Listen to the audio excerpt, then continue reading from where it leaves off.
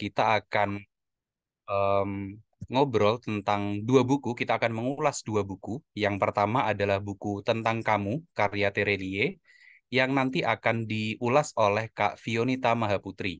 Dan yang kedua adalah buku Cinta Dalam Gelas, karya Andrea Hirata, yang akan diulas oleh Kak Rezky Afrianti. Nah, sekedar info, sobat baca sekalian, kedua narasumber atau kedua presenter kita kali ini adalah sobat baca dari Direktorat Jenderal Bea dan Cukai. Eh, di kesempatan kali ini kita juga akan dapat special guest star. Ada dua, yang pertama dari BookTube ID, dan yang kedua adalah Bookstagram. Siapakah mereka? Nanti kita akan kenalan ya. Em, Berikutnya kita akan kenalan dulu. Mungkin buat teman-teman sobat baca yang baru ikut ngobras di kesempatan kali ini. eh, jadi sobat baca Kemenkeu-Lib itu adalah klub buku internal Kemenkeu yang diinisiasi oleh Perpustakaan Kementerian Keuangan atau Kemenkeu-Lib. Klub buku ini beranggotakan pegawai Kementerian Keuangan, SMV, BLU, dan Civitas PKN STAN, pecinta buku yang telah mendaftarkan diri pada link open member yang dibuka setiap awal bulan. Nah, kebetulan di bulan Mei ini linknya sudah tutup dan akan dibuka lagi pengumumannya di bulan depan, di bulan Juni.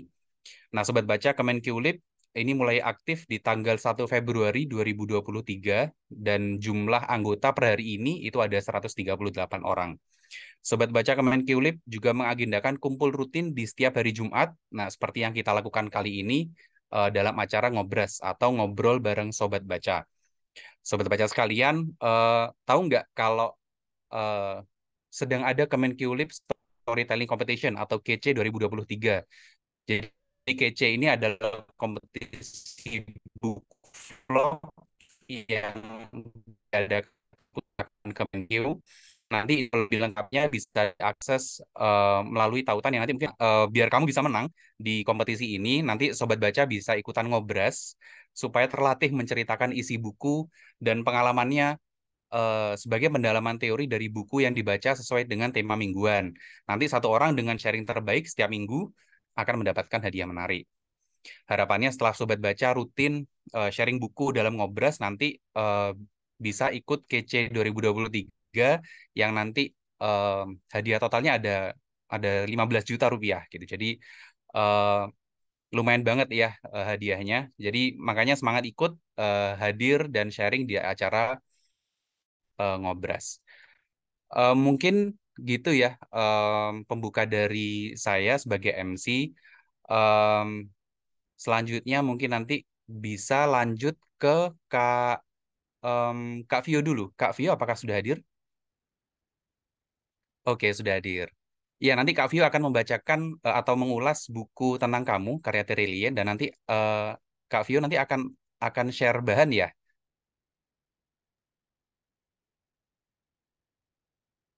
Mohon maaf, suaranya belum terdengar Kak Vio.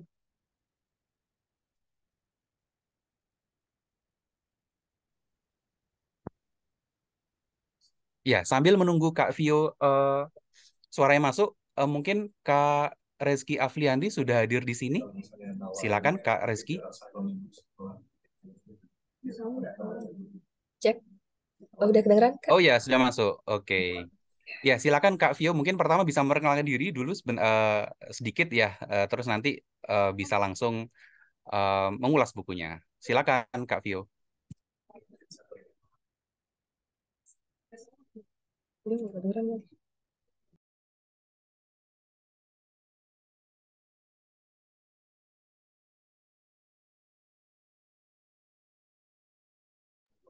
Cek. Eh, maaf, Kak, tadi suaranya nggak kedengeran. Bisa tolong diulang sebentar? Ya. Oh ya, baik Kak Vio. Jadi nanti minta tolong memperkenalkan diri terlebih dahulu, singkat saja, kemudian nanti mulai mengulas bukunya. Silakan Kak Vio. Oh ya. Ya, terima kasih atas waktunya, Kak. Sebelumnya, perkenalkan, nama saya Vinita Mahaputri dari Direktorat Jenderal Bea dan Cukai.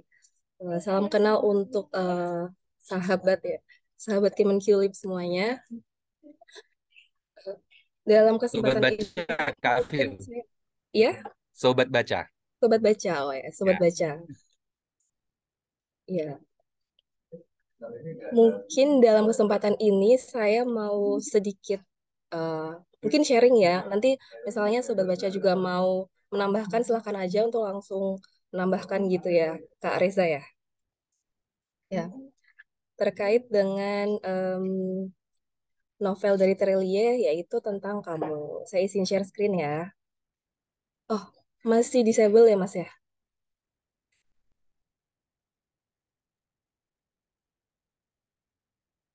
Ya, udah bisa.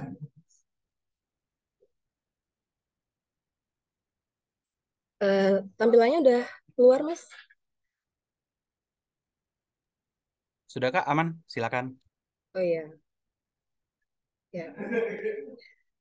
Jadi kemarin saya diminta sama panitia untuk sedikit menceritakan tentang novel dari Trilye. Nah, kali ini saya mau menyampaikan, membawakan tentang salah satu novelnya yaitu tentang kamu dari Trilye. Mungkin dari sahabat sahabat sahabat baca ya Mas ya. Saat baca semuanya banyak udah ada yang tahu tentang novel ini karena ini novelnya cukup terkenal ya. Diterbitkannya tahun 2016 seperti itu. Dan ini covernya, cover lama itu yang sebelah kanan, yang kuning, dan cover yang baru yang biru. Nah, saya waktu itu bacanya ketika covernya masih yang lama nih, yang kuning. Tuh, sebagai gambaran penulisnya ya mungkin Terelia ini nama pena dari Bapak Darwis. Darwis itu yaitu penulis dan akuntan berkebangsaan Indonesia. Ini saya ambil dari Wikipedia ya. Novelnya itu dimulai tahun 2015, yaitu Hafalan Sholat Delisa, kemudian em, aktif membuat novel, memproduksi novel sampai dengan 50 buku sepanjang karir menulisnya. Sebenarnya waktu saya pertama diminta untuk memilih salah satu novelnya itu agak bingung ya, karena semua novelnya itu bagus gitu. Nah, mungkin untuk yang eh, menginspirasi, novel ini cukup menginspirasi karena di dalamnya banyak nilai-nilai yang baik dan juga khususnya ini terkait dengan perempuan gitu ya karena tokoh utamanya itu perempuan. Jadi saya tertarik untuk mengangkat tentang novel ini gitu. Nah, ini untuk awalannya ada quotes nih yang saya suka dari novel ini, yaitu ada banyak hal-hal hebat yang tampil sederhana. Bahkan sepertinya banyak momen berharga dalam hidup datang dari hal-hal kecil yang luput kita perhatikan, karena kita terlalu sibuk mengurus sebaliknya. Ini jadi karena mungkin kita sibuk untuk mengejar suatu hal yang besar dan hebat gitu ya, yang saya tangkap dari novel ini ya. Kita tuh kita mungkin melewatkan atau meluputkan hal-hal kecil yang ternyata itu adalah momen berharga di hidup kita seperti itu. Terus, nah, suara saya masih terdengar ya, Mas ya? Ya, aman Mbak. Nanti kalau ada trouble nanti aku Oh iya, ya, ya, ya. silakan silakan lanjut. Untuk gambaran ceritanya, novel tentang kamu ini berkisah tentang Sri Ningsih. Sri Ningsih ini tokoh utamanya, tapi tidak dibawakan, tidak menceritakan langsung seperti itu, karena diceritakan oleh tokoh lain, yaitu Zaman Zulkarnain. Nah, Sri Ningsih ini sebenarnya sudah meninggal di cerita ini gitu ya. Dan kita tuh dibawa oleh alurnya itu menceritakan dari sisi Zaman Zulkarnain bagaimana dia menelusuri kisah hidup dari Sri Ningsih ini gitu. Jadi em, untuk latarnya Zaman Zulkarnain itu seorang pengacara dan dia diminta untuk menangani kasus tentang Sri Ningsih ini. Nah, Sri Ningsih ini adalah salah satu klien dari perusahaannya, perusahaan hukum, dan dia perusahaan hukum yang berkutat di hukum secara khusus yaitu hukum tentang hak waris gitu. Nah, yang menarik itu ya di dalam sebuah novel menurut saya itu ketika novel itu tidak hanya menceritakan tentang eh, cerita biasa gitu, tapi banyak hal lain yang bisa kita dapatkan eh, ilmu-ilmu lain di dalam novel itu. Nah, misalnya di novel ini tuh ada sedikit banyak membahas terkait dengan hukum hukum seperti itu, kemudian em, ada juga terkait dengan perekonomian gitu karena menceritakan tentang nanti dalam ceritanya tuh ada Sriningsih yang berjuang ketika dia membangun suatu usaha begitu ya. Nah, apa sih problem utama di novel ini sebenarnya? Itu adalah ketika Sriningsih meninggal, dia ternyata meninggalkan warisan sebanyak 19 triliun rupiah ketika dirupiahkan gitu. Dan itu disampaikan ke em, firma hukum ini hanya melalui surat gitu. Nah, seperti itu. Firma hukumnya adalah Thompson Thompson Co. Law Firm. Nah, seperti itu. Terus kisah ini tuh kemudian ya diawal dari zaman itu saya belum ceritakan tentang latarnya ya. Ini ceritanya itu di London gitu ya. Karena firma hukum ini bertempat di London dan ternyata yang ditangani adalah seorang warga negara Indonesia dan di firma hukum itu juga kebetulan yang disuruh menangani zaman Zulkarnain tadi adalah juga orang Indonesia seperti itu. Jadi di buku ini tuh kita bisa melihat em, selain cerita dari Sriningsih sendiri, juga sedikit banyak cerita tentang zaman Zulkarnain yang juga nggak kalah menginspirasi gitu. Next. Nah, yang saya suka juga di buku ini tuh kita nggak hanya berkutat di satu tempat atau satu negara seperti itu, kita juga dibawa ke beberapa tempat seperti ini. Yang pertama itu Pulau Bungin di NTB. Nah, saya pertama tahu Pulau Bungin tuh dari novel ini gitu. Terus pas saya cari ternyata novel apa Pulau Bungin ini tuh pulau yang eksotis gitu. Dan ya bagus gitu. Kemudian setelah dari Pulau Bungin, kita dibawa ke Surakarta, kemudian ceritanya berpindah lagi ke Jakarta, kemudian berpindah ke London, kemudian berpindah ke Paris.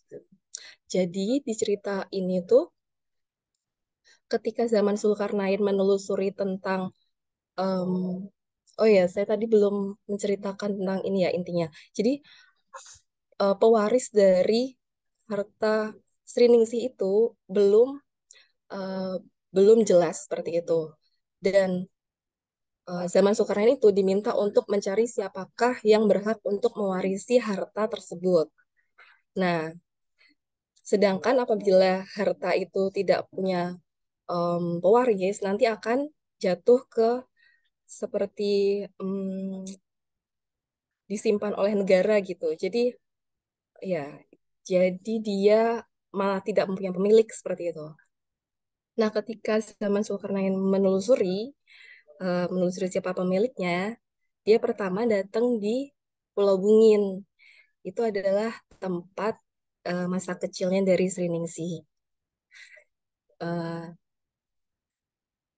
di buku ini tuh kita dibawa ketika em, Sriningsih ini berada dalam eh, fase dia dari misalnya dari awal meniti sesuatu sampai dia di puncak kesenangannya di suatu tempat, kemudian dia tiba-tiba harus berpindah ke tempat lain gitu, ke kota lain dan itu dia harus kayak melepaskan semua hal di kota tersebut gitu. Misalnya hal bahagia dia, kemudian pencapaian dia, em, harta dia di sana, keluarga dia gitu.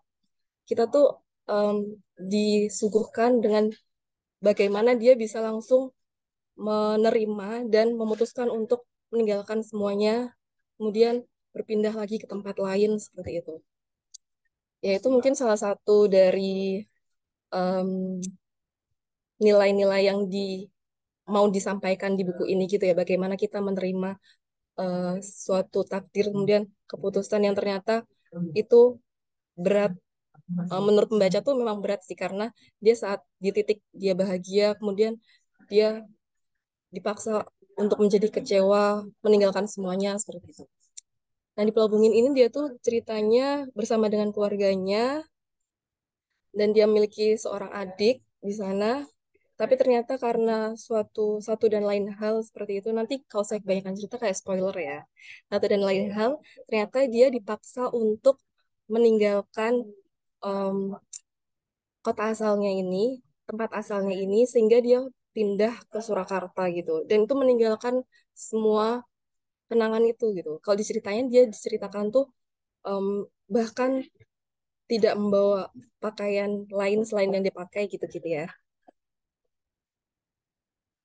Dia pindah ke Surakarta. Nah, di Surakarta ini mungkin salah satu dari tempat yang menjadi pusat dari cerita ini, tempat penting di cerita ini karena akhirnya nanti dia akan berkorespondensi dengan salah satu tokoh yang dia temui di sini hingga akhirnya kita bisa mengambil em, bisa menemukan siapa yang nanti jadi pewaris harta-harta dia gitu ya. Di sini dia bertemu dengan sahabatnya, dengan temannya seperti itu di suatu tempat. Dia di sini tuh di ini apa madrasah gitu ya, pesantren gitu ya, semacam pesantren gitu. Kemudian ternyata di situ dia dihianati dengan sahabat-sahabatnya, dengan salah satu sahabatnya. Kemudian dia harus meninggalkan hal yang menerima kabar yang menyedihkan karena ternyata adiknya yang dia bawa dari Pulau Bungin itu harus meninggal di tempat ini gitu di Surakarta gitu. Jadi dia memutuskan untuk pindah dari kota Surakarta ini menuju ke tempat lain gitu dengan meninggalkan semua hal yang membahagiakan itu tadi sahabatnya dan ternyata adiknya juga meninggal di situ gitu. Akhirnya dia pindah ke Jakarta. Nah, di Jakarta ini eh, titik dia memperoleh em, pencapaiannya gitulah ya. Dia dapat pekerjaan, dia mengembangkan karirnya di sini gitu. Dia bisa memperoleh, pada akhirnya dia akan memperoleh uh, warisan yang uh, begitu besar itu karena diperoleh ketika dia berada di Jakarta ini gitu. Jadi dia itu merintis suatu, pada akhirnya di Jakarta ini dia merintis suatu perusahaan dan sedang um, besar-besarnya gitu ya, sedang sangat uh, terkenal-terkenalnya gitu. Kemudian ternyata datang um, hal dari masa lalu dia yang membuat dia harus meninggalkan kembali semua kebahagiaan dia gitu. Akhirnya dia menjual perusahaannya yang di Jakarta, terus dia memilih untuk pindah lagi. Nah, pindahnya itu langsung ke London gitu. Tuh. Nah, di London ini dia tadi kan sudah ini ya di Jakarta itu dia memperoleh em, apa ya kayak kesuksesannya gitu ya dan dia harus meninggalkan semua kesuksesannya itu gitu. Di London ini dia mulai merintis kembali kehidupan dia. Kemudian dia bertemu dengan suaminya di sini. Kemudian akhirnya mereka menikah. Kemudian mereka punya dua anak, seperti itu. Hidup bahagia gitu ya. Nah, di London ini dia jadi supir bus tingkat. Jadi foto ini saya ambil tuh sebagai gambaran karena dia tuh menjadi supir bus perempuan, bus tingkat merah di London gitu ya. Nah, ketika dia sedang bahagia-bahagianya juga gitu, punya anak, punya keluarga kecil gitu, ternyata ada hal lain lagi gitu yang menimpa. Sehingga dia harus meninggalkan semuanya lagi. Harus pada akhirnya dia sendiri lagi gitu. Meninggalkan semua kebahagiaan dia, meninggalkan semua pencapaian-pencapaiannya gitu, untuk akhirnya dia memutuskan untuk hidup sendiri dan berpindah ke Paris gitu. Dan di Paris ini dia memilih untuk tinggal di panti jompo. Tuh. Padahal banyak hal yang sudah dia lalui, banyak kesuksesan yang sudah dia dapat gitu. Pada akhirnya dia hidup sendiri di panti jompo, meninggalkan semua em, ya atribut-atributnya itulah gitu. Dan di situ kita diajarkan untuk bagaimana melihat seorang sosok Sri Ningsih itu jadi yang menerima menerima semua takdirnya dan berusaha untuk em, ya berbaik sangka gitulah ya gitu. Terus ternyata di panti jompo ini tidak seburuk yang kita bayangkan gitu ya. Di sini dia tuh em, bertemu dengan teman-temannya yang seusia dia juga. Kemudian ada pengasuh di panti itu yang ternyata eh, menyenangkan gitu merawat mereka di sana gitu. Nah, hal lain yang saya dapat di novel ini tuh Sri Ningsih itu dibawakan menjadi seorang yang bukan seorang yang biasa-biasa aja gitu. Dia tuh selalu membawa suatu inovasi atau hal baru gitu yang membuat dia itu disenangi oleh orang-orang sekitarnya, yang membuat dia itu apa dikenang oleh orang-orang sekitarnya. Itu ketika zaman Zulkarnain ini menelusuri setiap tempat ini, dia selalu mendapat kesan positif dari orang-orang yang dia tanya terkait bagaimana Sri Ningsih menjalani hidupnya gitu. Jadi dia tuh selalu em, mungkin cara berpikirnya yang sederhana gitu dengan melihat segala hal tuh dari sudut pandang yang baik gitu ya. Jadi em, menyenangkan gitu melihat bagaimana novel ini menceritakan tentang Sri Ningsih yang eh, positif gitu. Bagaimana dia menghadapi lingkungan yang tidak selalu baik dan dia selalu berpikir positif gitu. Nah, endingnya adalah ketika zaman Zulkarnain sudah menelusuri semua tempat-tempat ini dan dia ada yang ini ya. Jadi dari awal tuh ada yang dari cerita orang ke orang bagaimana dari di mana Sri Ningsihnya hidup begitu. Kemudian bagaimana dia berpindah ke kota lain gitu. Em, Zaman ini memperoleh informasi itu dari orang lain. Kemudian untuk tempat-tempat yang selanjutnya, dia itu menelusuri dari surat menyurat atau korespondensi Sri Ningsih ini dengan sahabatnya gitu.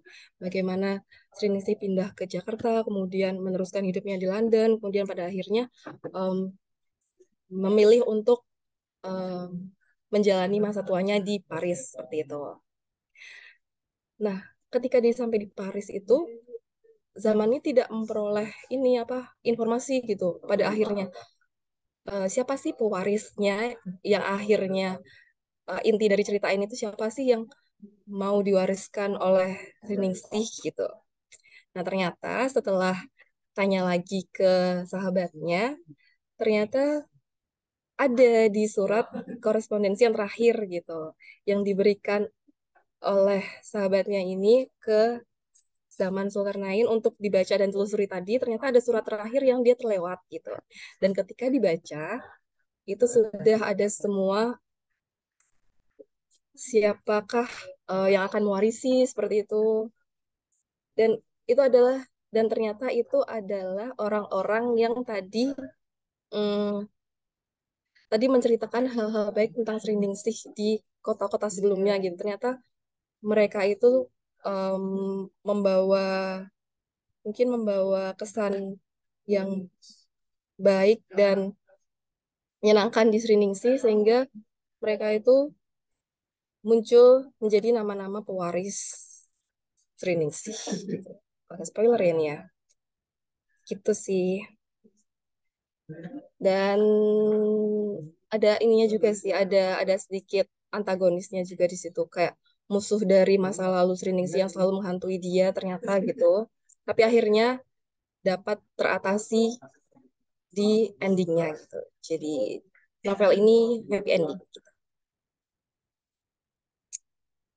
Ya mungkin itu ya. Terus ada quotes lagi yang untuk sebagai penutup dari em, sharing novel tentang kamu ini yang saya suka, yaitu aku tidak akan menangis karena semua berakhir.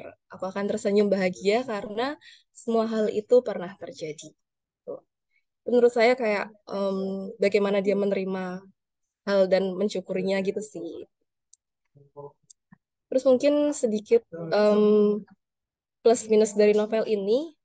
Untuk plusnya itu novel ini tuh membawakan tokoh utamanya tuh dengan karakter yang sangat bisa saya bilang sangat sempurna gitu ya, karena dia hampir tidak mempunyai celah, hampir nggak ada orang yang nggak suka dia karena sikapnya yang buruk gitu, yang ada malah karena iri oleh dia gitu ya, sampai di ending ceritanya gitu gitu.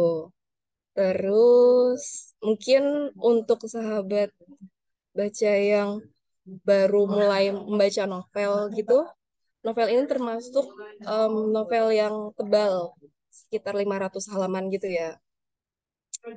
Tapi menurut saya itu bukan hal yang membosankan gitu, karena cara pembawaan novel ini tuh ringan dan alurnya tuh eh, berjalannya enak gitu. Jadi kita langsung penasaran, penasaran, penasaran gitu. Apalagi novel ini tuh kan mm, ada tujuan yang mau kita tahu gitu, siapakah pewarisnya gitu. Jadi kita penasaran untuk selalu membaca, membaca terus seperti itu sih. Mungkin seperti itu dari saya. Kurang lebihnya mohon maaf, saya kembalikan lagi ke MC-nya. Terima kasih. Terima kasih banyak Kak Vio. Ulasannya menarik banget ya. Jadi, oh ya, ini aku juga ingin mengingatkan buat teman-teman sekalian, para sobat baca yang hadir di sore hari ini. Silakan ya kalau mau berdiskusi, nanya-nanya ke Kak Vio, apa sih yang bikin yang paling berkesan dari novel ini misalnya, atau gimana menurutmu novel-novel Terilie yang lain misalnya, eh, monggo banget, silakan banget. Nanti kita ngobrol bareng di sini, ngobrol santai aja. Eh, Nanti juga teman-teman dari panitian akan memberikan satu hadiah menarik bagi satu penanya yang paling baik gitu, yang paling oke lah, yang paling bikin kita bikin diskusinya semakin hidup, mungkin kayak gitu ya. Eh, untuk yang kedua, terima kasih banyak ya sekali lagi Kak Vio. Nah, yang kedua ini kita juga kedatangan Kak Afli yang akan bercerita tentang buku Cinta Dalam Gelas karya Andrea Hirata. Tanpa berpanjang kata, silakan ya Kak Afli. Ya, makasih Kak Reza. Em, Halo teman-teman, perkenalkan saya Afli. Sekarang bertugas di Bea Cukai di kantor pusat. Hmm, Sebenarnya saya agak gugup soalnya ini saya belum pernah sharing soal buku yang saya baca, tapi semoga saya bisa ngasih tahu apa hal-hal yang menarik menurut saya dengan baik ya teman-teman. Jadi buku ini adalah karya Andrea Hirata, salah satu dari banyak karyanya. Judulnya Cinta Dalam Gelas. Jadi ini sebenarnya duologi dari buku Padang Bulan. Dari bentuk bukunya saja menarik ya buat saya karena dia dibikin dua buku sekaligus, bisa kita baca eh, secara langsung dari buku pertama dan buku keduanya. Terus buku ini terdiri dari 45 mozaik atau 45 bab, sekitar 270 halaman. Jadi kalau tadi tentang kamu 500 itu tebal banget ya. Memang tebal banget, tapi saya juga suka sih sama tentang kamu. Nah, ini setengah dari tentang kamu. Apa sih cerita yang diangkat di Cinta Dalam Gelas ini? Kenapa bagi saya ini adalah buku yang menarik? Jadi di buku ini sebenarnya ceritanya sangat sederhana. Yang diceritakan itu adalah kisah seorang perempuan bernama Mariamah yang berpartisipasi dalam pertandingan catur di kampung mereka. Jadi di novel ini yang menuturkan adalah Ikal. Kalau teman-teman pernah baca novel Laskar Pelangi atau Sang Pemimpi atau nonton filmnya pasti tahu ikal yang ada di film dan novel itu ya. Nah, ikal ini di sini menjadi penutur atas kisah yang akan berlangsung.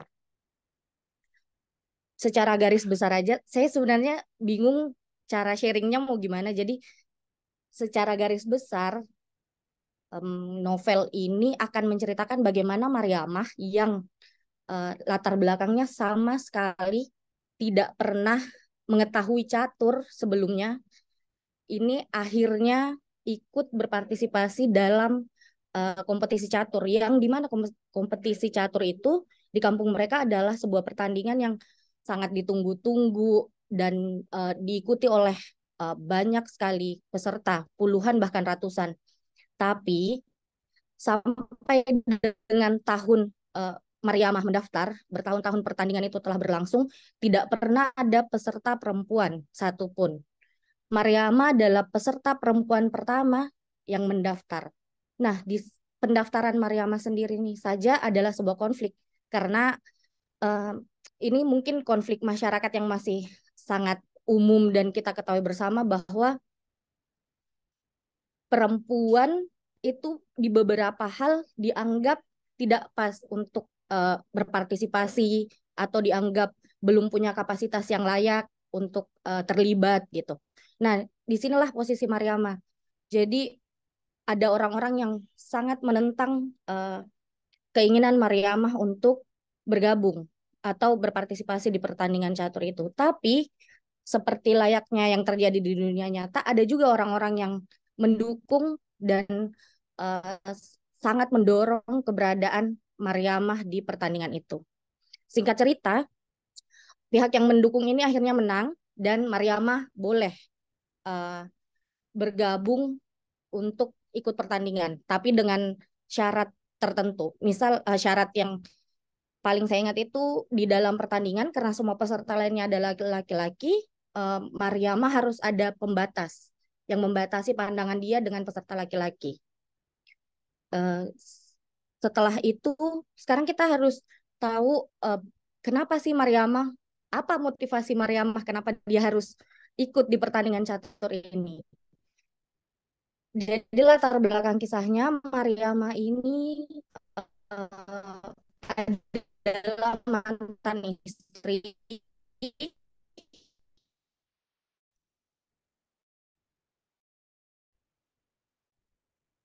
seorang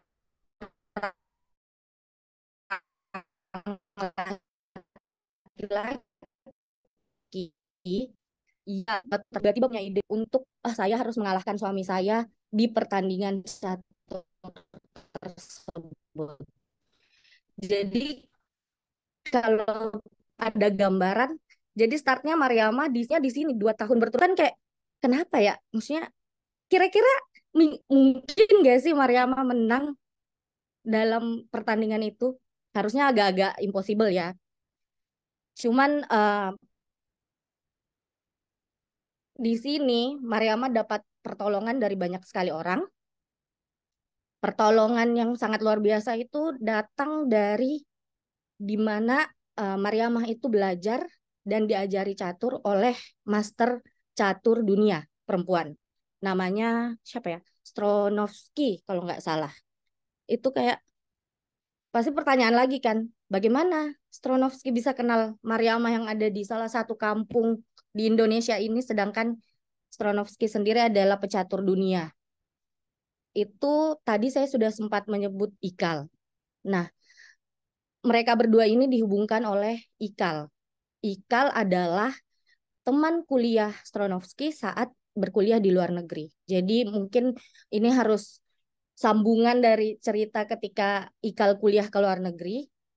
Nah, dari situ, tapi meskipun ada Ikal, tidak mudah untuk Mariamah belajar catur. Ada rencana tersendiri yang mereka susun sebagai tim. Untuk ininya saya kasih tahu aja, tim-timnya tuh akan main catur, kemudian Ikal yang akan menghubungkan Stronovsky dengan Mariamah, kemudian Stronovski yang akan mengajari Mariama, terus ada keponakan Ikal yang akan melatih ajaran dari Stronovski kepada Mariama, karena keponakan Ikal ini punya kemampuan bermain catur. Terus ada detektif Nur, detektif swasta dan preman cebol. Detektif Nur dan preman cebol ini akan bertugas untuk meneliti lawan-lawan catur Mariama. Jadi rencananya adalah detektif swasta itu dan preman cebol akan meneliti. Kemudian hasil meneliti mereka akan tuangkan di kertas bersandi ceritanya ya. Di kertas bersandi itu akan disampaikan menggunakan burung merpati kepada Ikal. Dari Ikal ini, Ikal akan mengirim sandi itu kepada Stronovski melalui email. Dari email itu, Stronovski akan meneliti dan membalas langkah apa yang harus dipelajari oleh Mariamah. Kemudian, Ikal karena tidak pandai bermain catur, menyampaikan itu kepada keponakannya. Keponakannya yang memahami catur, mempelajari itu bersama Mariamah. Jadi ini adalah sepertinya untuk kegiatan bermain catur yang sangat sederhana ya. Kalau kita lihat rencana yang terlalu rumit dan luar biasa. Tapi ya begitu, Andrea Hirata ini menggambarkannya dengan sangat menyenangkan. Secara garis besar ceritanya adalah seperti itu ya. Saya takut spoiler sebenarnya kalau menceritakan cerita di novelnya secara panjang. Tapi saya ini di sini hanya akan menyampaikan bagian-bagian yang menarik menurut saya. Jadi di momen-momen selama mereka merencanakan dan menjalani itu, selama pertandingan catur berlangsung, ada hal-hal yang saya garis bawahi. Pertama itu bagaimana cara detektif swasta menilai karakter karakter lawan dibandingkan dengan bagaimana cara master catur menilai karakter lawan. Jadi di satu bagian itu ada contoh aja, menurut pengamatannya detektif Nur, detektif swasta itu, seorang lawan bernama Syamsuri. Ini menurut dia Syamsuri adalah pecatur yang teliti karena ia seorang akuntan. Kau tahu boy, selisih Rp1 pun dicarinya sampai subuh. Ia memiliki ketelitian tukang reparasi arloji. Itu menurut detektifnya. Tapi di sisi lain, Grandmasternya bilang pertandingan ini akan membosankan karena lawan Mariama terlalu berhati-hati. Gunakan variasi Tarkatower, serang saja dia secepatnya biar ia kalang kabut. Nah ini kan dua latar belakang manusia yang berbeda, meneliti dua hal yang berbeda. Kalau detektif ini karena tidak tahu main catur, dia meneliti pribadi lawannya. Yang dia bilang ini adalah seorang yang teliti. Sedangkan di master caturnya meneliti gerakan catur lawan tersebut dan bilang bahwa dia adalah tipe yang teliti, yang berhati-hati. Berarti apa yang kita sebagai manusia mungkin jarang sadari adalah ada hal-hal di kehidupan kita, di karakter kita yang tertuang secara langsung di cara kita mengambil sikap terhadap sesuatu. Itu salah satu contoh, karena penilaian ini selalu disandingkan di beberapa lawannya dan selalu sama antara karakter lawan dengan cara mereka bersikap di langkah-langkah caturnya. Hal lain yang menarik lagi, jadi ini kan sebuah tim yang rame banget, tapi motivasi mereka itu beda-beda. Motivasi Mariamah mengalahkan suaminya. Motivasi Ikal sederhana karena dia mengagumi Mariamah, dia join dan mendukung Mariamah. Motivasi detektif, dia hanya suka hal-hal yang rahasia, yang seru, makanya dia join. Motivasi preman cebol, dia ikut karena detektif M. Nur berjanji mengajari merpatinya kalau dia ikut memenangkan ini. Kemudian keponakan Ikal terlibat hanya karena dijanji mainan dan dijanji makanan. Stronovski terlibat karena karena ini hal menarik bagi dia. Jadi tidak ada motivasi yang sama, tapi mereka bisa bekerja sebagai sebuah tim untuk satu tujuan. Itu juga menarik sekali karena di kita sendiri, apalagi dunia bekerja kan, kita tahu bahwa kerja sama tim itu penting ya. Dan tidak semua orang punya motivasi yang sama, tapi yang penting kan bagaimana kita mencapai tujuan yang sama gitu. Berikutnya, kalau saya terlalu cepat, mungkin boleh dikasih tahu terlalu cepat gitu ya. Karena saya kadang kalau bicara cepat banget emang. Terus yang lain, nah ada sebuah momen di salah satu mozaik atau salah satu bab, detektif Nur dan preman cebol ini salah meneliti orang karena mereka meneliti em, nama Abdul misalnya, tapi Abdulnya pahlawan Mariama adalah Syamsuri B. Kesalahan ini kan berimbas jauh karena seperti yang tadi saya gambarkan, rangkaian rencana mereka kan seperti itu. Akhirnya apa yang dipelajari Mariamah adalah cara untuk melawan Syamsuri A. Ternyata lawan Mariamah adalah karakter yang kebalikan dari Syamsuri A, yaitu Syamsuri B. Akhirnya di momen itu Mariamah kalah dalam pertandingan catur. Tapi untungnya di pertandingan catur itu ketentuannya kalah yang sampai di diskualifikasi itu harus 2 kali kalah. Jadi Mariama masih punya 1 kali kesempatan untuk kalah. Tapi itu menjadi kesempatan terakhir. Jadi sedangkan ini masih di awal-awal pertandingan. Jadi Mariama harus terus ke depan tanpa kalah sama sekali. Jadi itu juga saya garis bawahi sebagai mungkin dilihatnya itu kan cuma satu bagian ya, tapi ternyata satu bagian yang salah itu merembet sampai ke hasil akhirnya kegagalan bagi pihak mereka gitu. Terus ada lagi momen ketika Mariamah melawan laki-laki tua Hokian. Jadi di momen itu semua orang berpikiran kenapa ya? Bertanya-tanya karena Mariamah di saat itu melawan dengan cara yang sangat santai. Padahal semua orang di sana bisa bilang bahwa Mariamah bisa menang dengan gampang. Tapi Mariamah tidak mengalahkan lelaki tua itu dengan cepat gitu. Dia membiarkan pertandingan catur berlangsung panjang dan selesai dengan perlahan gitu. Sampai akhirnya laki-laki itu berdiri karena sudah kalah dan pergi. Mariamah menemui dia dan mengucapkan terima kasih karena ternyata ada masa lalu di antara mereka yang Mariamah merasa berhutang budi. Nah itu kita uh, kadang lupa bahwa pada kebaikan-kebaikan orang di masa lalu terhadap kita gitu. Padahal mungkin kita punya kesempatan untuk berbuat baik, membalas kebaikan mereka gitu. Itu juga menjadi garis bawah buat saya. Oh, kita selalu punya kesempatan karena Mariamah ini masa lalunya jauh sekali. Sekarang saat itu terjadi, Mariamah sudah 30-an atau 40-an. Ketika dia bertemu pertama kali dan punya sejarah dengan laki ini, itu usia Mariamah baru kelas 5 SD. Jadi panjang sekali sebenarnya, tapi Mariamah tidak pernah melupakan kebaikan seseorang terhadap dia gitu. Ada satu karakter di sepanjang permainan catur ini yang kalau tadi ada yang sangat mendukung, ada yang sangat tidak mendukung Mariamah, ada satu karakter yang tidak konsisten. Jadi karakter ini adalah pamannya Ikal.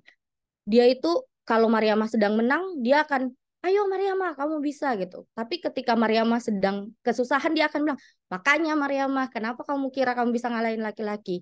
Jadi dia sangat tidak konsisten. Lihat dia sepertinya melihat saja mana yang akan lebih bagus nih, Mariamah atau lawannya. Dia memposisikan diri ke yang lebih unggul. Itu juga kan banyak ya terjadi di sekeliling kita orang-orang yang kelihatannya tidak konsisten dan uh, mengambil keuntungan seperti itu. Nah, akhirnya akhirnya seperti novel-novel pada umumnya ini berakhir dengan bahagia. Jadi Mariamah memenangkan pertandingan catur itu dengan segala intrik, konflik dan segala macam di dalamnya. Um, dan semua orang yang mendukung dia berbahagia tentunya karena Mariam akhirnya berhasil dari nol ke menjadi juara. Terus ya itu sih kalau kisah caturnya seperti itu. Sebenarnya ada lagi bab-bab lain yang di luar kisah catur itu yang juga menarik untuk saya. Kalau yang belum baca mungkin bisa coba lihat. Kalau yang sudah saya, tapi ini semua yang saya ceritakan ini kan perspektif saya ketika membaca novel itu ya. Jadi saya tidak tahu apakah teman-teman yang sudah baca juga sama menangkapnya dengan saya atau tidak. Ada dua bab, judulnya Blender. Ini sebenarnya mengisahkan tentang Blender diperlakukan oleh Ikal dan diperlakukan oleh pamannya. Tapi ketika saya membaca bab bagian Blender diperlakukan oleh paman Ikal, saya sejujurnya sangat emosional dan terganggu karena gambaran di kepala saya itu adalah perlakuan tidak baik seorang laki-laki kepada perempuan. Dan penggambarannya bagi saya ketika membacanya sangat buruk. Eh, itu mengganggu saya gitu. Tapi ya itu yang menurut saya luar biasa ya dari Andre Hirata karena dia menggambarkan Blender tapi yang sampai di hati saya itu adalah perlakuan eh, laki-laki yang tidak baik kepada perempuan gitu. Apalagi ya, ada kisah lain lagi sebenarnya tentang Mariamah, tentang kisah Mariamah dengan bahasa Inggris karena Mariamah punya obsesi dan kebahagiaan tersendiri dengan bahasa Inggris. Eh, yang pada intinya Mariamah harus merelakan obsesi itu, mimpi itu, karena dia harus mengutamakan prioritas bertahan hidup. Itu terjadi di usia Mariamah SD kelas 5 ketika ayahnya yang seorang penambang timah meninggal dan dia akhirnya lagi-lagi menjadi perempuan pertama yang menambang timah di kampung mereka menggantikan ayahnya gitu. Akhir Mariamah menyimpan mimpinya dari SD kelas 5 sampai usia sangat dewasa di 30-an baru akhirnya dia punya kesempatan belajar kembali bahasa Inggris dan mewujudkan mimpinya untuk memahami bahasa Inggris. Itu aja sih Mas. Oke, makasih Kak Afli. Eh, ini emang dua novel ini kan dua novel ya. Yang pertama Cinta Dalam Gelas, yang kedua Padang Bulan itu kan emang apa ya, sangat Ya, emosional gitu kali ya. Jadi even buat saya yang laki-laki, ini kan tokoh utamanya perempuan, bahkan buat saya yang laki-laki itu tokoh Mariamah ini sangat sangat ngena gitu karena dia apa ya, orangnya fight banget ya, banyak cobaan gitu di kehidupannya, terus sampai dewasa juga ada aja cobaannya. Jadi kayak Andrea Hirata ini berusaha membuat kita align dengan Mariamah, eh, menjadikan dia benar-benar sebagai protagonisnya gitu. Eh, mungkin mungkin kayak gitu ya, Kak Afli, tambahan dari saya. Buat teman-teman sekalian, sobat baca sekalian yang mau nanya-nanya atau mungkin berbagi kesan tentang dua novel yang tadi diceritakan Kak Vio dan Kak Afli, itu kami persilakan ya. Waktunya Q&A 10 menit, jadi nanti kita tutup jam 16.40. Tapi kami persilakan buat teman-teman sekalian yang mau nanya, eh, ini ya, saya utamakan yang mau berinteraksi langsung terlebih dahulu. Jadi kalau teman-teman yang tadi eh, chat, bertanya lewat chat, ini saya encourage untuk ngomong langsung, kita berinteraksi langsung dengan teman-teman yang lain, dengan sobat baca yang lain. Kalau mau tanya ke Kak Vio, ke Kak Afli, silakan. Atau kalau mau bercerita tentang kesan-kesannya tentang kedua novel ini, kami persilakan. Silakan teman-teman.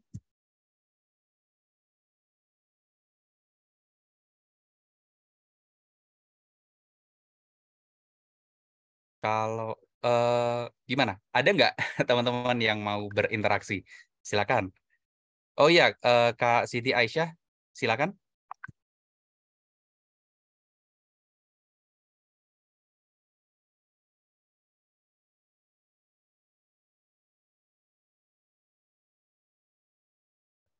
Silakan Kak Siti Aisyah bisa langsung open mic-nya.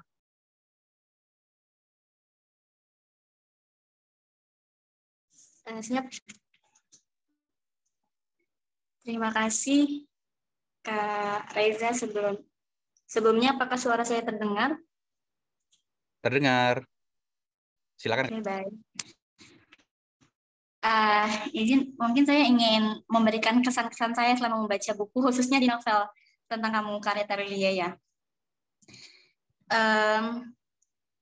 Tadi saya juga sependapat sama kakak yang mengulas buku tentang kamu karya Terelia karena bukunya sangat berkesan sekali, banyak insight-insight dan wawasan baru yang kita dapat baik dari pengetahuan secara umum maupun ilmu-ilmu akan hikmah dari suatu kehidupan. Gimana kita bisa belajar cara menerima, cara ikhlas. Dan menurut saya emang ciri khas dari buku-bukunya Terelia itu adalah bagaimana kita bisa lapang akan menghadapi kehidupan.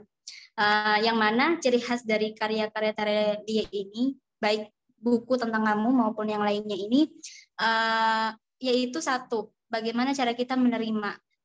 Karena dalam novel tentang kamu tadi juga dijelaskan juga sama kakak yang tadi, tadi siapa kak, maaf namanya lupa, yang Kak Vio. Kak Vio. Itu tadi juga disampaikan juga sama Kak Vio saat mengulas buku tentang kamu, bahwasanya bagaimana Sriningsih ini bisa dengan legowo meninggalkan segala harta jabatan dalam sekejap saja, karena mungkin itu kan di dalam novel itu kan tidak diceritakan ya alasan kenapa dia langsung pergi tiba-tiba, bahwa dia langsung bisa meninggalkan segala harta dan jabatannya dan memulai kehidupan baru lagi dari nol. Dia mau bekerja keras, dan salah satu yang bisa kita ambil itu bagaimana cara kita bekerja keras, karena Sriningsih ini dalam kehidupannya dia itu sudah menciptakan kebiasaan baru dengan selalu bangun jam 4 pagi dan baru istirahat saat malam. Artinya kita bisa belajar dari sosok Sriningsih bahwa itu sosok perempuan ya. Jarang sekali ada tokoh perempuan yang dijadikan tokoh utama yang dia itu bisa menjadi seorang fighter gitu, fighter dalam menjalani kehidupan. Nah, mungkin itu saja dari saya. Terima kasih. Makasih banyak sharingnya Kak Siti Aisyah. Emang bener banget.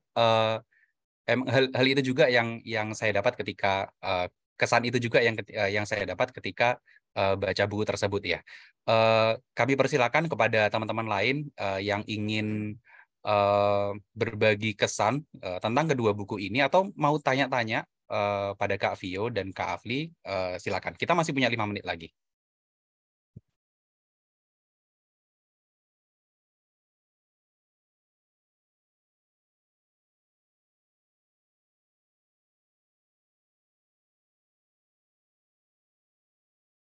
Oke, baik teman-teman, terima kasih. Kalau nggak ada, mungkin kita bisa lanjut ke sesi berikutnya ya. Sesi berikutnya ini nanti akan ada tutorial untuk ikut Kemenq Lip Storytelling Competition. Nanti tutorialnya akan disampaikan oleh Kak Vita dari Perpustakaan Kementerian Keuangan. Kepada Kak Vita kami persilakan. Sebelumnya Kak Reza, mungkin yang di chat bisa dijawab dulu ini yang tadi bertanya di chat. Oh baik, yang pertama kita mulai dari bawah aja kali ya. Dari Dika, pertanyaannya untuk Kak Afli. Gimana Mariamah bisa kenal sama suaminya yang jago main catur? Terus siapa orang ketiga yang jadi bumbu konflik yang menghalangi perjodohan Mariamah dan suaminya? Dan yang kedua pertanyaan dari Kak Purnama, gimana benang merah antara judul novel Cinta Dalam Gelas dengan keseluruhan kisah ini? Saya belum pernah baca novel ini. Bayangan saya tadi Cinta Dalam Gelas ini adalah kisah tentang romansa. Mungkin ini Kak Afli dulu bisa menjawab. Terima kasih.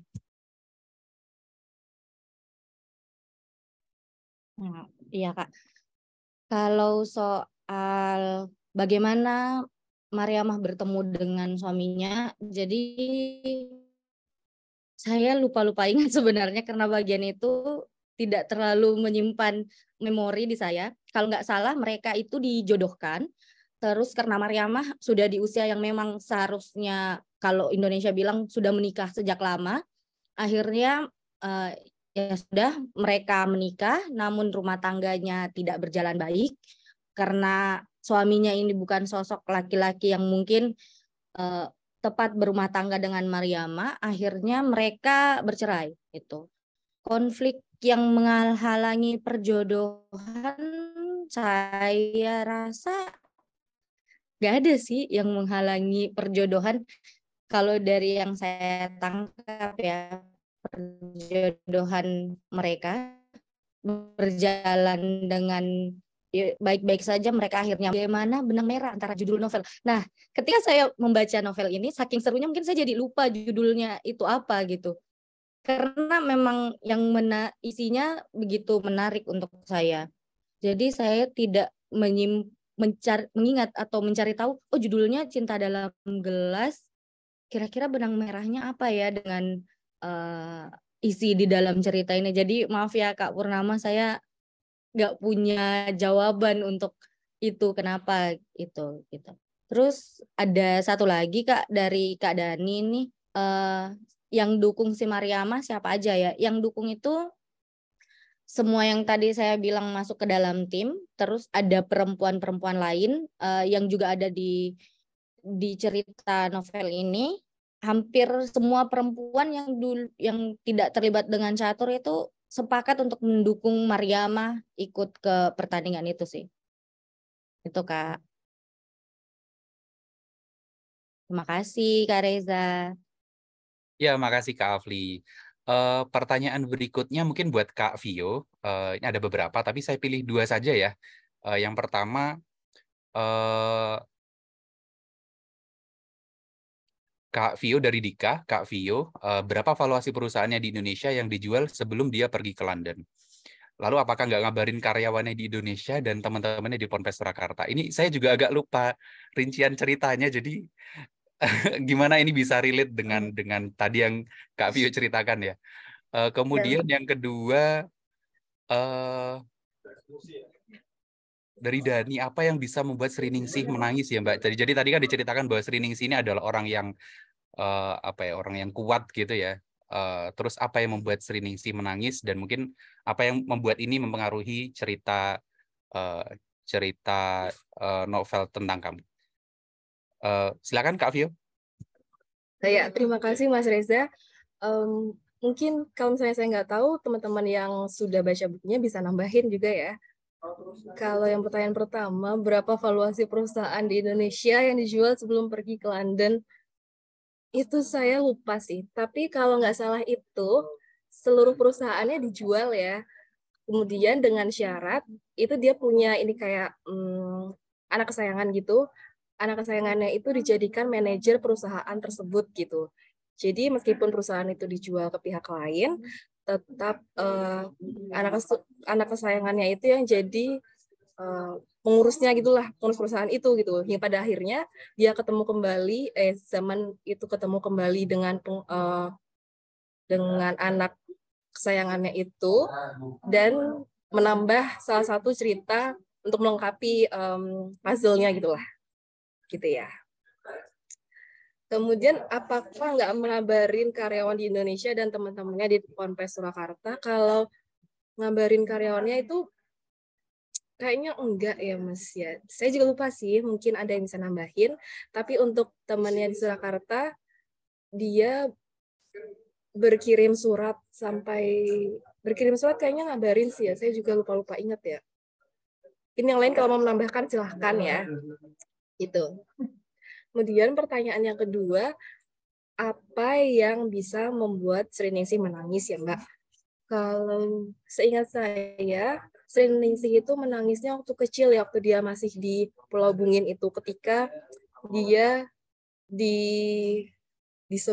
sampai disebut jadi anak kutukan gitu sama ibu tirinya, karena gara-gara dia ayahnya meninggal gitu, kemudian dia hilang di laut gitulah.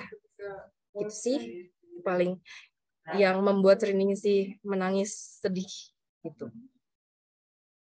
Itu mungkin Mas, silahkan lagi. Ya, makasih Kak Vio dan Kak Afli atas responnya. Mungkin ini karena sudah jam 16.42 dan kita masih punya beberapa agenda lainnya. Saya mohon izin untuk geser ya, untuk lanjut. Sebagaimana tadi yang sudah saya sebut, kami persilakan pada Kak Vita untuk menyampaikan beberapa pengumuman. Silakan Kak Vita. Ya, Assalamualaikum warahmatullahi wabarakatuh. Sebelumnya terima kasih pada Kak Vio, Kak Afli, juga Kak Reza, Sobat Baca yang sudah sharing dan juga membawakan acara ini dengan bagus. Dan juga teman-teman dari Bookstagram dan Booktuber yang kami undang ya, beberapa sudah hadir, yang sudah bergabung juga di sini dan nanti akan sharing bersama kita. Hari ini saya bukan ingin menyampaikan tutorial mengikuti lomba ya, karena sebenarnya itu sudah saya sampaikan di ngobrol sebelumnya. Itu juga sudah saya sampaikan di sosialisasi bersama komunitas Bookstagram Robusta. Jadi hari ini saya akan memberikan strategi gitu untuk memenangkan lomba KC 2023. Nah, saya izin share screen dulu ya. Nah, sebelumnya apa sih yang sebelum kita mengikuti lomba ini supaya kita lebih semangat ya? Apa alasan untuk mengikuti Kemenkeu Literasi Competition 2023? Ada 5 alasan nih. Nah, yang pertama, ini jadi kesempatan gitu untuk kita berlatih membuat video resensi gitu. Mungkin sebelumnya kita hanya membaca buku, terus membuat rangkuman atau review untuk diri kita sendiri. Nah, di sini kita berlatih untuk membuat video yang bisa ditonton orang lain dan mungkin bisa bermanfaat lebih luas, meluaskan manfaat dari buku-buku yang kita baca gitu. Nah, tapi juga keuntungannya ya salah satunya udah untuk bisa berlatih, kita juga bisa mendapatkan hadiah gitu. Jadi ini kesempatan yang baik sekali untuk berlatih membuat video resensi buku. Nah, yang kedua, membedakan dengan KC 2022, di tahun ini KC lebih lama periodenya, ada 5 periode, kemudian tiap bulan ada pemenangnya 3 orang, jadi total pemenang nanti akan ada 18 orang pemenang. Nah, dengan adanya aturan satu nama hanya boleh memenangkan 1 kali sebagai pemenang favorit dan 1 kali sebagai nominasi pemenang utama. Jadi kesempatannya lebih besar untuk lebih banyak orang yang memenangkan setiap periode gitu. Jadi tidak ada yang sama nanti pemenangnya.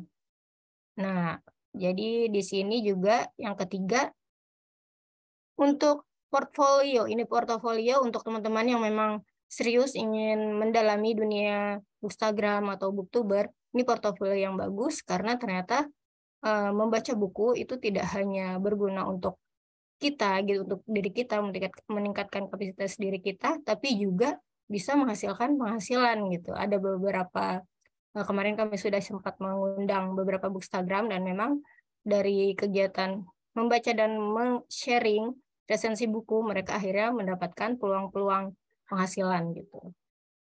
Yang keempat, kalau kamu sudah submit karya dan sudah kami upload di YouTube Kemenkeu, nanti akan kami share di Instagram Kemenkeu dan mengetek kamu, menginvite collaborate sehingga nanti kan akun kamu muncul di feed kami. Nah, dengan begitu akun kamu akan luas jangkauannya gitu, lebih terkenal karena yang mengunjungi feed kami juga lebih banyak gitu. Walaupun followernya tidak sebanyak Bookstagram di sini gitu, tapi lebih variatif lah gitu yang mengunjungi. Jadi akun peserta bisa lebih luas jangkauannya. Dan yang kelima, total hadiah yang bisa didapatkan jika kita memang serius ya, bisa memenangkan semua kesempatan yang diberikan. 1 kali sebagai pemenang favorit mendapatkan 500.000.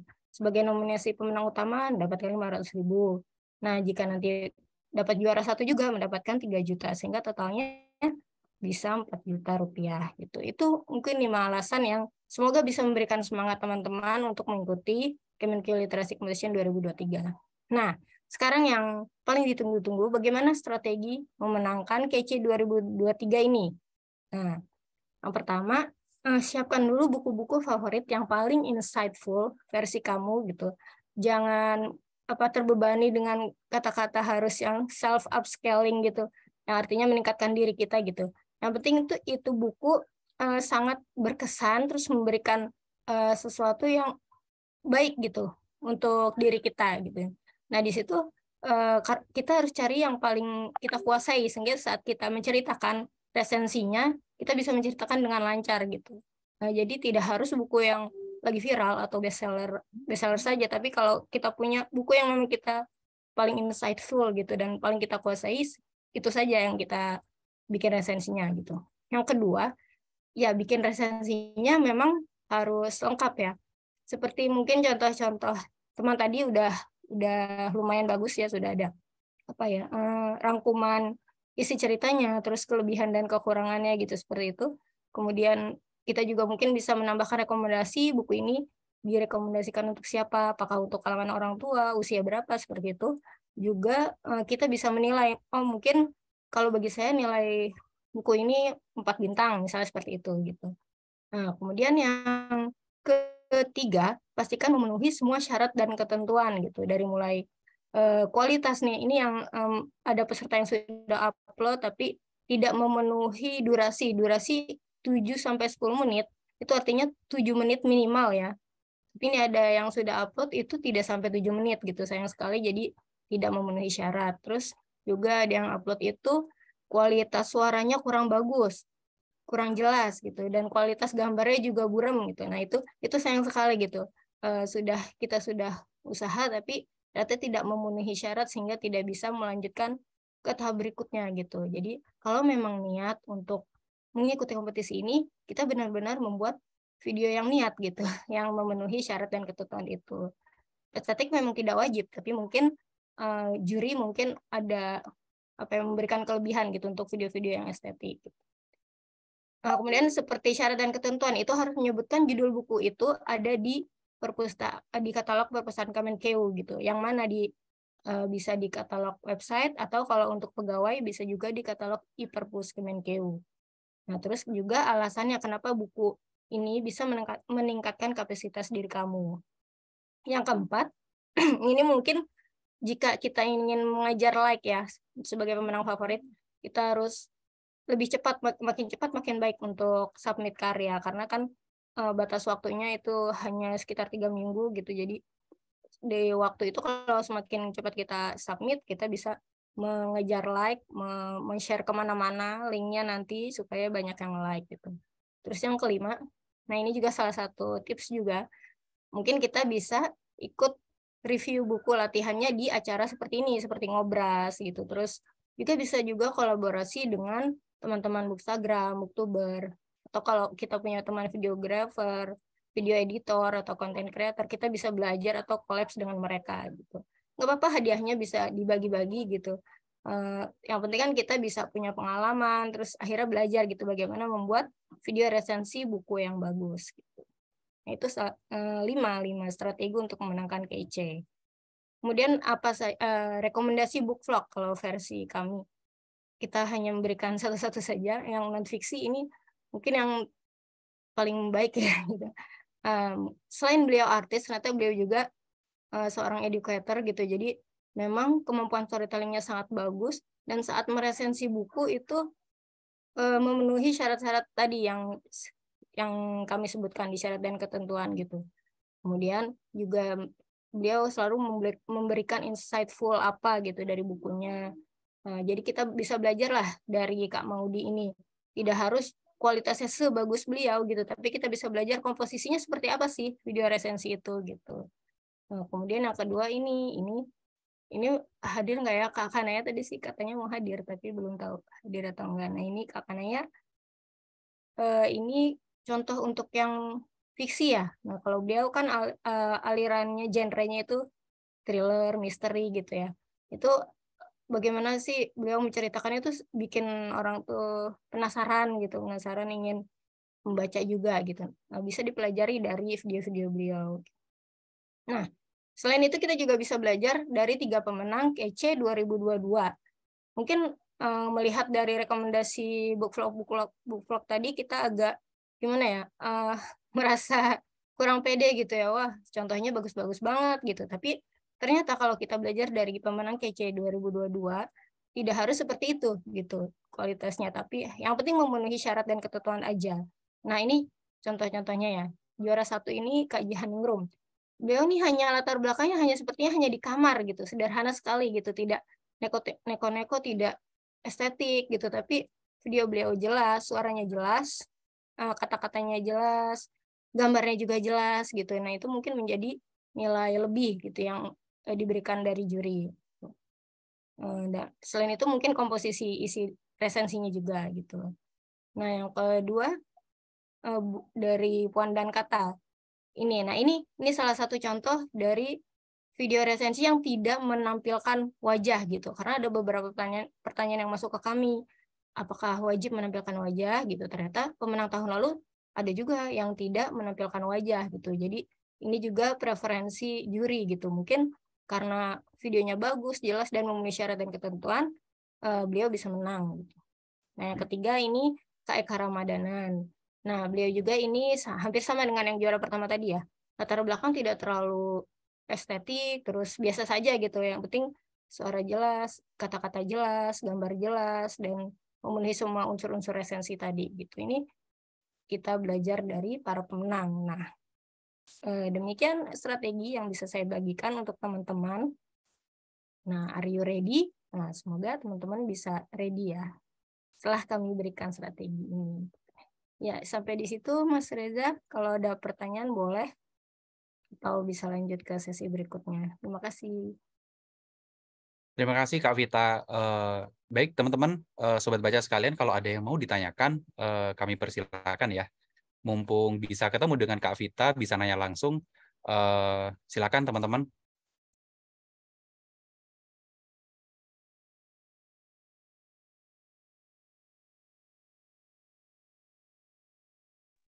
Baik, kalau nggak ada pertanyaan, mungkin kita nanti bisa ketemu di ngobrol sesi berikutnya ya. Kalau misalnya nanya tentang KC 2023, nanti silakan kalau ada yang mau ditanyakan.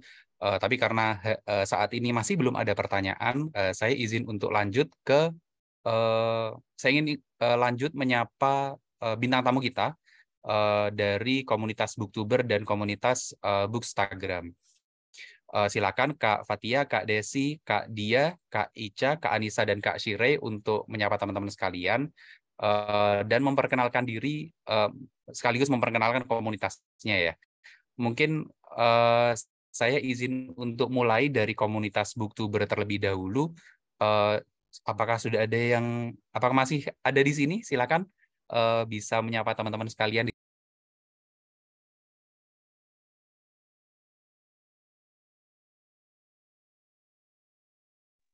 Baik, mungkin dari komunitas Bookstagram di layar saya sudah terlihat Kak Shire. Mungkin Kak Shire bisa menyapa sobat baca sekalian di sini. Silakan Kak. Oh baik, tidak ada mic. Ya, teman-teman sekalian, mungkin kalau memang tidak bisa ada perkenalan dari komunitas Ada Booktuber dan Bookstagram, nggak apa-apa. Reza, Tapi ada gimana? Dia Robusta Literasi. Oh, Kak Dia, silakan Kak.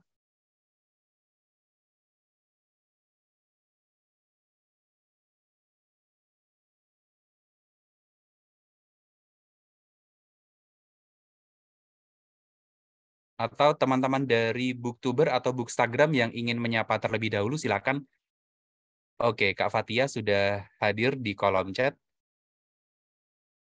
Mungkin Kak Fatia bisa open mic dan memperkenalkan komunitasnya, silakan Kak.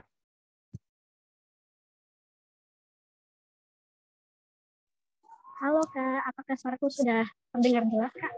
Oke, udah terdengar. Silakan Kak Fatia. Oke, terima kasih. Ini aku lagi gerusuk di jalan, tapi nggak apa-apa, aku nyimak dari tadi. Halo semuanya, perkenalkan. Oh iya, bentar-bentar ya. Bentar aku lagi jalan, mungkin open mic-nya dulu, bentar open kamera ya, sambil aku ngobrol bentar. Aku melipir juga sekalian. Maaf ya teman-teman. Oke, nggak apa-apa Kak Fatia, bisa lanjut. Oke. Oke, kenalkan nama aku Fatia. Aku dari Booktube ID. Jadi Booktube ID itu adalah di mana komunitas yang kita mengupload tentang buku di YouTube dengan durasi yang cukup panjang ya. Di sana beragam, bisa review buku, bisa rekomendasi buku, bisa reading vlog juga. Terus bisa juga kayak mengulas beberapa buku yang menjadi insight apa nih yang kita suka nih gitu ya. Nah, oke. Terus apalagi ya, Booktube itu udah berjalan beberapa tahun yang lalu, udah lama ya kayaknya.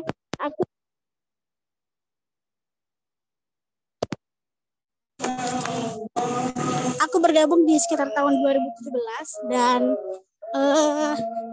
itu pas gabung itu emang banyak banget pelajaran yang bisa kita dapatkan di sana. Terus kita bisa sharing tentang bagaimana cara membuat video, terus bagaimana ngedit video, terus bagaimana komposisi video yang enak nih dipandang bagi penonton nih gitu.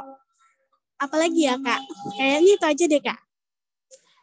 Oh ya Kak Fatia, mungkin kalau ada sobat baca di sini yang ingin nyimak teman-teman dari Booktuber itu bisa ngecek kemana ya? Misalnya ada media sosialnya atau kanal lainnya misalnya. Oh iya, kalian teman-teman kalau misalkan mau ikutan masuk ke komunitas Booktube ID, bisa langsung ke Instagramnya Booktube ID, di situ ada kok. Kalian bisa langsung DM aja adminnya, terus bilang, aku mau join dong komunitas Booktube, tapi syaratnya mungkin kalian harus upload dulu 3 video ya, karena persyaratan untuk masuk ke grupnya itu mungkin kita harus upload dulu 3 video, baru setelah itu nanti dimasukkan ke WA group kayak gitu Kak. Oke, makasih Kak Fatia. Jadi untuk mengingatkan kembali buat teman-teman yang barusan agak miss, jadi kalau kalian ingin gabung di komunitas Booktube ID itu bisa menghubungi akun Instagramnya, bisa DM. Tapi sebelumnya kalian juga harus upload minimal 3 vlog buku ya. Nanti kemudian sama teman-teman dari Booktube ID nanti akan dimasukkan ke dalam grup WhatsApp. Jadi gitu teman-teman sekalian. Yang berikutnya adalah dari Robusta, dari Kak Anissa Fajar. Silakan Kak, bisa memperkenalkan komunitas. Assalamualaikum warahmatullahi wabarakatuh. Selamat sore semuanya. Saya Anissa, mewakili Robusta sore ini. Tadinya kan Kak Dia ya yang mau mewakili. Jadi Robusta ini merupakan salah satu komunitas Bookstagram yang baru banget berdiri. Jadi kita tuh baru sekitar bulan Februari ada grup grup membaca di WhatsApp. Awalnya seperti itu. Kemudian baru banget bikin di Instagram itu sekitar di awal April kemarin. Dan kita emang lagi aktif-aktifnya, lagi semangat-semangatnya buat bikin beberapa kayak challenge kayak gitu untuk membaca. Dan emang di grup kita juga, oh maaf ada suara anak. Jadi emang lagi aktif banget untuk sharing soal buku atau apapun yang berkaitan dengan buku di komunitas kami. Kalau misalnya ingin lebih tahu lebih jauh tentang komunitas Robusta sendiri, bisa kunjungi ke Instagram kami di robusta_literasi. Gitu. Kira-kira seperti itu. Terima kasih.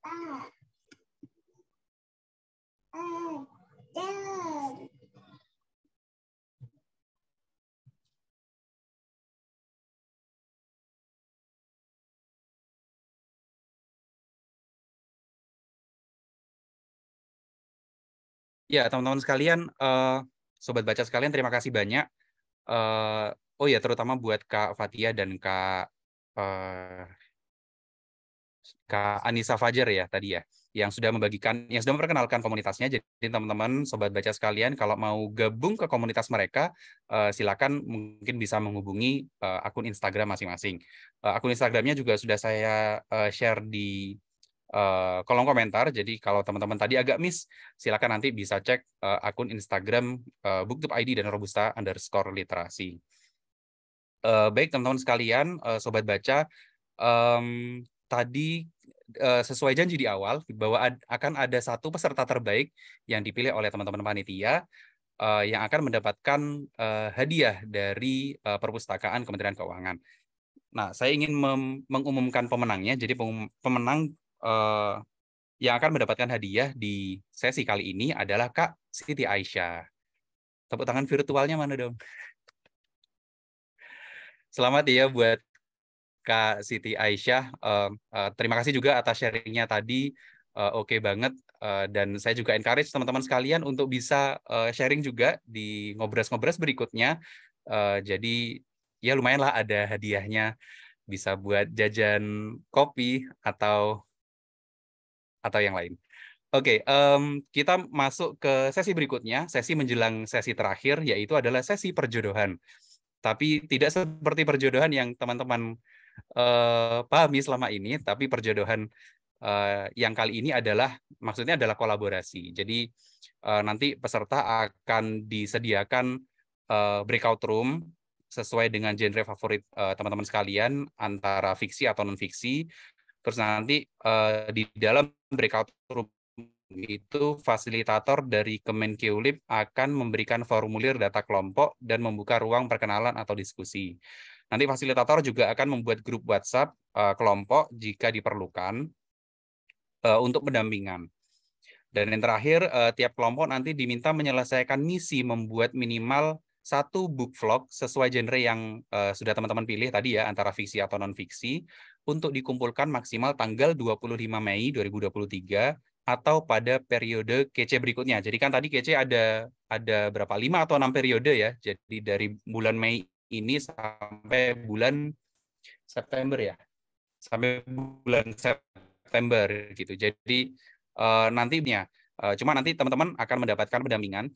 Nanti akan masuk breakout room ini akan mendapatkan pendampingan gimana cara bikin book vlog yang bagus, gimana caranya supaya bisa menang, tips-tipsnya seperti apa dan sebagainya. Jadi teman-teman sekali lagi buat yang berminat untuk mengikuti KC 2023 sangat disarankan untuk masuk ke breakout room tersebut, kemudian ngobrol-ngobrol bareng dengan fasilitator dari Kemenkeulip. Mungkin dari teman-teman panitia bisa apakah sudah dibuka breakout room-nya buat teman-teman bergabung?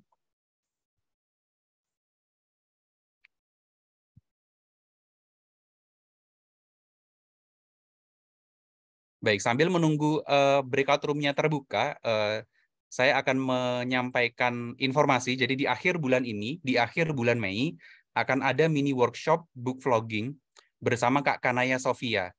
Kak Kanaya Sofia tadi seharusnya hadir di sini, cuma mungkin sedang berhalangan hadir. Nanti acara workshop-nya akan diiringi sekaligus dengan halal bihalal offline di Perpustakaan Kementerian Keuangan. Jadi buat teman-teman jangan sampai ketinggalan. Jadi ada beberapa event yang menarik banget, yang sangat sayang untuk dilewatkan teman-teman para penggemar buku, para sobat baca di Kementerian Keuangan. Silakan panitia, mungkin apakah sudah bisa dibuka breakout room-nya? Sudah dibuka Kak Reza. Cuma mungkin karena ini kita tadi mulainya terlambat, sepertinya akan kesorean ya kalau kita masuk ke breakout room. Jadi mungkin saya berikan ini aja ya, langsung formulirnya. Nanti kalau ada yang butuh pendampingan, kami buatkan grup WA-nya gitu. Bagaimana Kak Reza? Oh ya, baik Kak Vita. Mungkin lebih baik seperti itu ya. Jadi teman-teman dari perpustakaan mengirimkan formulir supaya nanti teman-teman yang berminat bisa mengisi formulir tersebut. Silakan, mungkin bisa dibagikan. Ya, sudah di kolom chat ya, Pak. Baik, terima kasih Kak Vita. Sekali lagi, teman-teman para sobat baca sekalian yang berminat mengikuti KC, itu sangat di-encourage untuk mengikuti grup pendampingan ini, gitu. Jadi supaya book vlog-nya juga semakin bagus, kesempatan menang semakin besar. Jadi sekali lagi, buat teman-teman yang merasa memerlukan pendampingan, merasa memerlukan teman untuk berbagi hobi, untuk belajar book vlogging, itu silakan mendaftar di melalui tautan yang sudah dibagikan Kak Vita di kolom komentar. Karena kita sudah masuk di penghujung acara, sudah jam 5:07 juga di sini, mungkin akan saya tutup acaranya. Akhir kata saya ucapkan terima kasih terutama kepada Kak Afli dan Kak Vio yang sudah berkenan berbagi di sore hari ini. Saya juga mengucapkan terima kasih kepada Kak Siti Aisyah yang tadi sudah memberikan komentar, gitu, ikut berbagi bersama Kak Afli dan Kak Vio. Saya juga mengucapkan terima kasih kepada teman-teman yang sudah aktif di kolom komentar. Makasih banyak, dan aku harap juga kemeriahan ini juga akan berlanjut di ngobras-ngobras sesi berikutnya. Akhir kata saya ingin mengucapkan mohon maaf apabila ada kesalahan. Sekali lagi terima kasih pada Sobat Baca yang sudah meluangkan waktu untuk hadir di sesi kali ini. Saya tutup. Selamat sore. Assalamualaikum warahmatullahi wabarakatuh. Sampai jumpa di ngobras berikutnya. Waalaikumsalam. Terima kasih Kak Vio, Kak Afli, Kak Reza.